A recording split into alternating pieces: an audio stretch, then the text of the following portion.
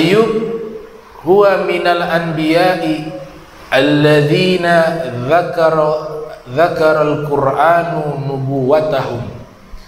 Nabi Ayyub adalah nabi yang Allah Ta'ala sebutkan namanya di dalam Al-Quran, dan Allah Ta'ala nyatakan kenabiannya. Termasuk nabi yang Allah nyatakan sebagai seorang nabi. Jadi nabi-nabi yang biasa disebutkan di dalam buku-buku kisah para nabi, yang dimana kita menghafalnya 25 nama nabi, padahal jumlah nabi dan rasul lebih daripada 25. Satu riwayat mengatakan jumlah keseluruhan 124.000. Allah Ta'ala tegaskan, sebagian kami kisahkan kepada kalian, namun sebagian kami tidak kisahkan kepada kalian. Yang 25 itu yang wajib kita ketahui, itu nama-nama mereka dan kenabian mereka Allah Ta'ala sebutkan di dalam Al-Quran. Maka yang 25 nabi itu adalah satu hal yang patut bagi mukmin untuk menghafalnya, mulai dari Nabi Adam hingga Nabi kita Muhammad sallallahu alaihi wasallam, terutama yang disebut ulul azmi. Ada kan klasifikasi nabi disebut ulul azmi. Ulul azmi itu artinya apa? Quwwatus sabri 'alal bala. Mereka adalah nabi-nabi yang sangat kuat kesabarannya menghadapi ujian.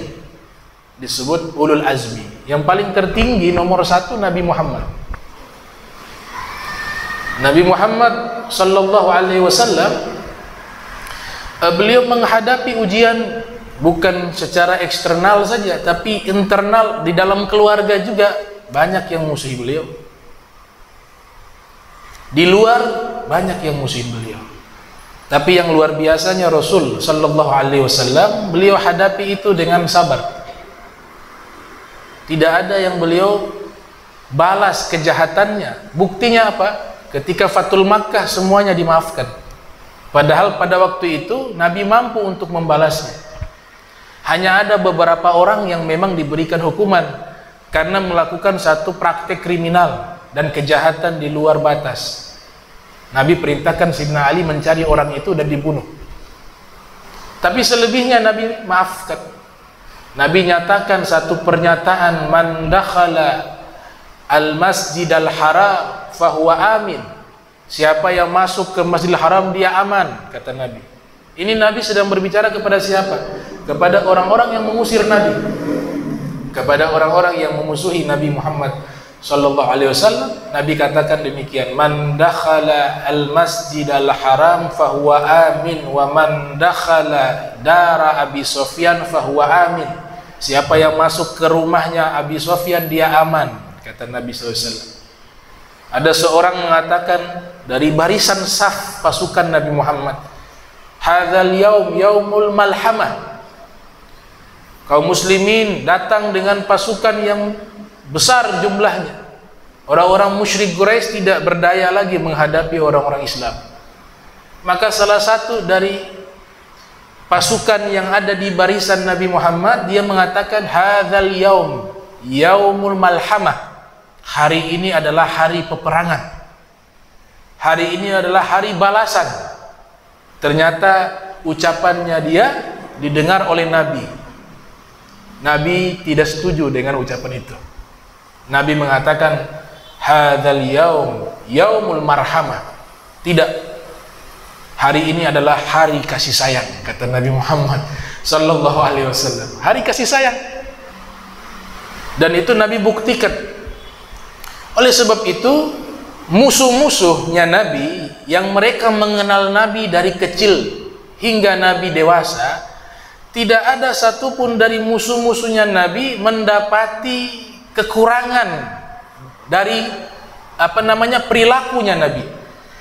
Tidak terdapat cacat di dalam biografi hidupnya Rasul sallallahu alaihi wasallam.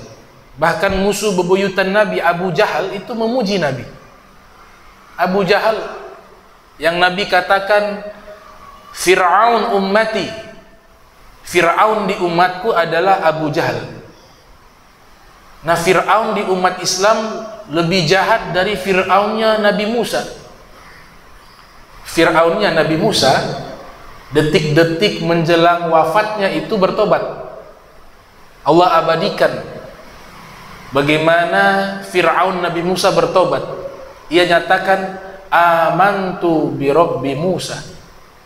Amantu bi Rabbi Musa. Ini pernyataannya siapa? Fir'aun. Aku beriman dengan Tuhannya Musa. Aku beriman dengan penciptanya Nabi Musa. Tapi Allah tidak terima taubatnya. Kenapa? Karena ruhnya sudah sampai tenggorokan. Dia tenggelam di Laut Merah. Waktu tenggelam, dia mau meninggal, dia ucapkan kalimat taubat tersebut, tapi sudah terlambat karena ruhnya sudah sampai tenggorokan.